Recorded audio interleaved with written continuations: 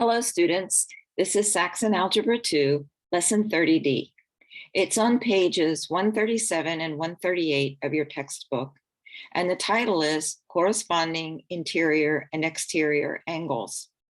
I've added the comma because it's about corresponding angles, interior angles, and exterior angles.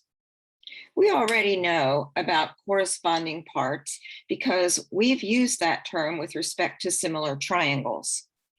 I have two similar triangles here. Their angles have the same angle measure, but the scale factor between the two is not 1. So the larger triangle, you have a larger triangle and a smaller triangle.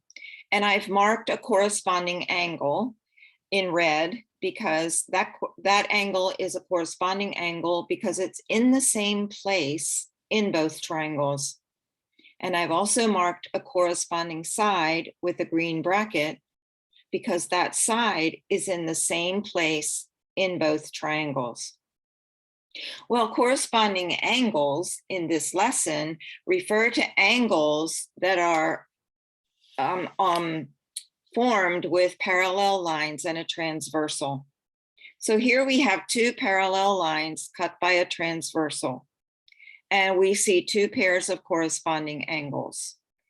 Just like with similar triangles, these corresponding angles, the green ones correspond because they're in the same place on their parallel line with respect to the transversal.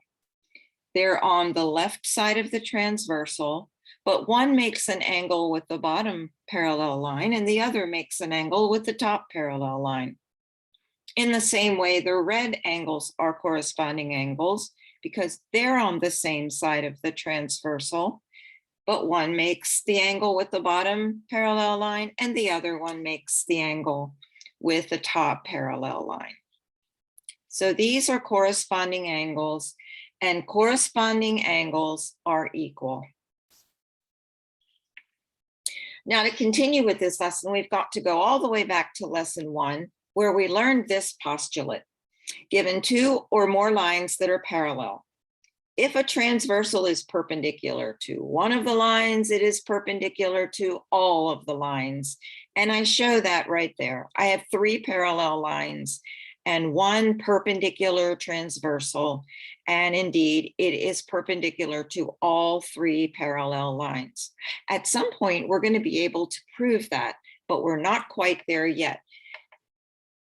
The second postulate from that lesson was this one. If the transversal is not perpendicular to the parallel lines, then 2 groups of equal angles are formed. And here we have a transversal that is not parallel and the 2 groups of equal angles. Half of these are large angles and the other half are small angles. To keep the diagram simple, I marked the corresponding large angles that are equal and the corresponding small angles that are equal. But you all know about vertical angles being equal. And so you know that there are 3 more large angles and 3 more small angles that could be marked in that diagram. Now we want to talk about interior and exterior angles. This has to do with the position of the angle with respect to the parallel lines. Interior angles are between the parallel lines, and I have the interior angles marked here. I'm not marking them because they're congruent. I'm just marking them because they're interior angles. So each of these red angles is an interior angle. And so you might imagine that exterior angles are outside the parallel lines. So it's always best to talk about interior and exterior angles when you only have 2 parallel lines, because it makes it quite clear. So these 4 angles are all exterior angles, but obviously since the transversal is not perpendicular, they're not congruent. I've only marked them to show you that they are exterior angles. Now, it turns out that alternate interior angles are equal. So what do we mean by that? Well, alternate means they're on opposite sides of the transversal. So this angle, this interior angle is on the right side of the transversal, but this interior angle is on the left side of the transversal. They also alternate with the parallel lines themselves. This interior angle is formed with the top parallel line, and this interior angle is formed with the bottom parallel line. So they are alternate interior angles, and they are equal. In this case, they are both the small angles that were referred to in postulate 2 on the other page. It also turns out that alternate exterior angles are equal. And in the same way, they alternate on the sides of the transversal. This exterior angle is on the left of the transversal, while this exterior angle is on the right side of the transversal. And they alternate with the parallel lines themselves.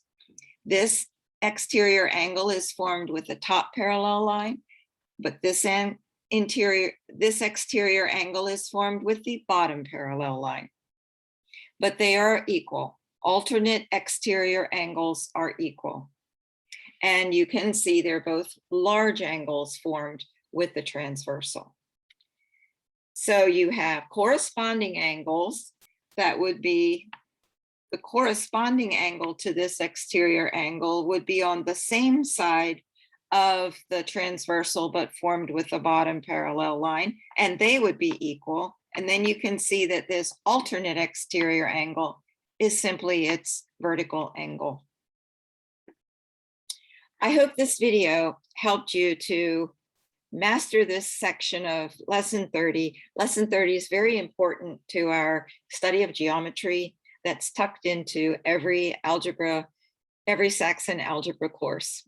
See you next time.